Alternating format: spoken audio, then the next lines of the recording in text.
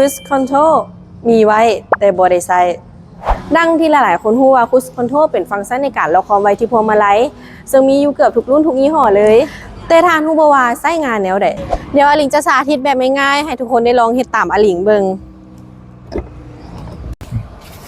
ก่อนอื่นอลิงจะขับให้ความไวอยู่ที่ประมาณ40กิโลเมตรตามที่เราต้องการเลยแล้วกดปุ่ม Cruise Control เลยแล้วมีสัญลักษณ์นี้โชว์ขึ้นมาแสดงว่า Cruise Control ถูกใช้งานแล้วจากนั้นให้ปล่อยตีนออกจากคันเร่งและสังเกตว่ารถเคลื่อนที่ปกติหลังจากนั้นลองปรับความไวที่พวงมาลัยเบิงสังเกตเห็นว่าความไวมีการเปลี่ยนแปลงตามที่เราปรับถ้าต้องการยกเลิกแม้นให้เหยียบที่เบรกได้เลย